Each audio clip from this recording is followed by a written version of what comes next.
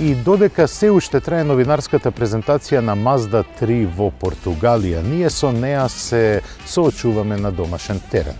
Овој модел има големо значење за производителот, пред се поради дизајнот кој е извонредно атрактивен, но и поради технологијата. Во Mazda 3 во Европа ќе биде лансиран новиот Skyactiv Generation X мотор, бензинец кој ветува многу од аспект на перформансите, но и од економичноста.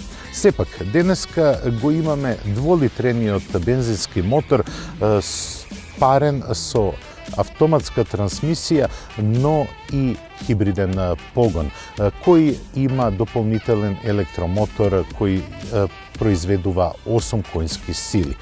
Првиот модел на Mazda, представен во Македонија од серијата 3, е со извонредно висока и богата опременост, па затоа е можеби и цената поголема. Но додека дојдеме до цената, повелете да се провозите во новата Mazda 3.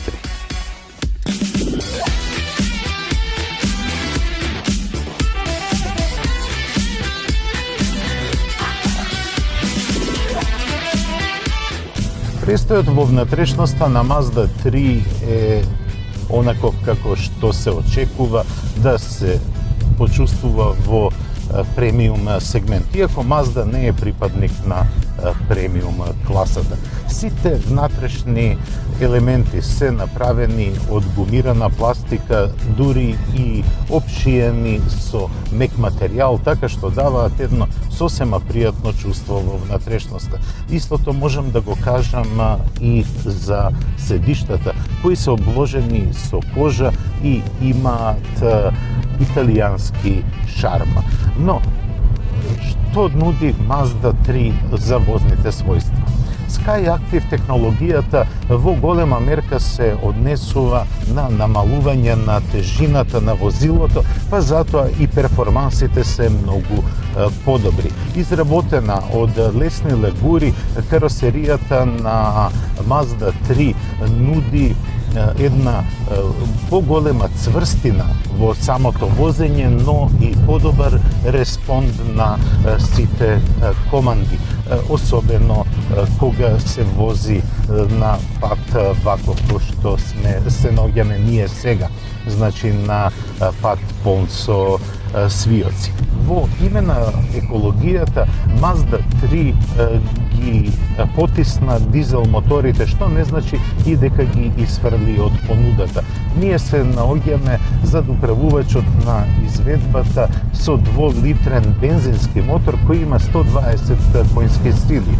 Вокацијата на овој модел е хибридна. Тоа значи дека има електромотор и батерија кои се секогаш подготвени да превземат акција кога е неопходно.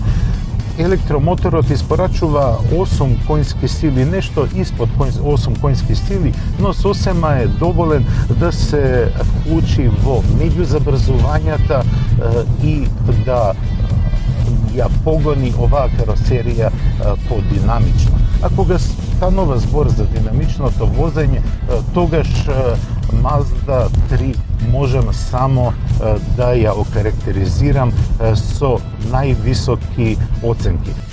Новата Mazda 3 е конструирана да се допадне не само на оние кои сакаат естетика, туку и на оние кои сакаат динамични возни својства. Имиджот кој го ужива Mazda е во корелација со нејзиниот прекар, а тоа е јапонска Алфа Ромео. Покрај хибридниот систем, Mazda 3 е опремена со CVT автоматски менувач, но овој безстепен менувач нуди и можност самите да ги менувате степените на пренос. Зад управувачот има прекинувачи со кои можете во секое време да го манипулирате менувачот и тоа во најдобра можна смисла. За да се негуваат спортски манири на возење во еден автомобил, неопходно е каросеријата да има одредена цврстина. Исто така неопходно е самиот сетап на подпирањето да биде потврд. Па затоа во внатрешноста на Mazda 3 се чувствува цврстината на каросеријата, но и микровибрации кои се јавуваат при помали нерамнини. Но тоа не ја нарушува удобноста на престојот во кабината, особено за оние кои сакаат спортски манири на возење.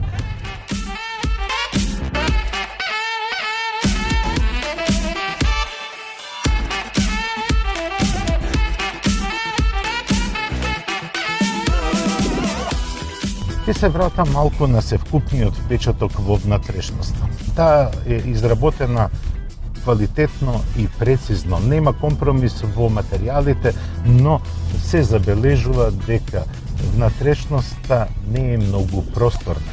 Особено не на задната клупа, на која не може удобно да престојувате на подолги патувања.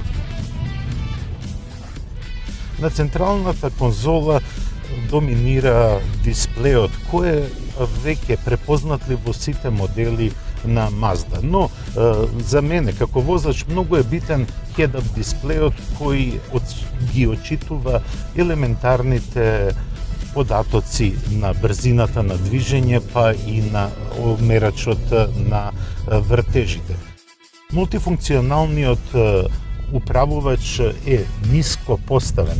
Тоа не ми се допаѓа во услови на динамично возење, бидејќи реакциите ми се лимитирани. Односно, не можам да реагирам онака како што сум навикнат да реагирам со возила кои имаат динамични својства. Сепак, Mazda 3 е конструирана да се вози лежерно, а сите функции на автомобилот се посветени во удобството на возењето и на возните својства.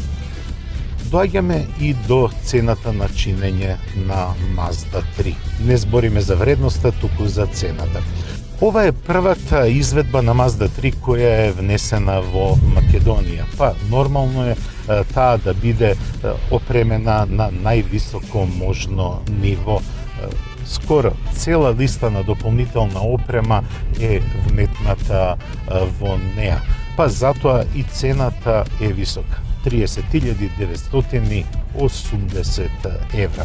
За жал, не добивме информација колку би чинела една помалку опремена Mazda 3, односно по-буџетски ориентирана.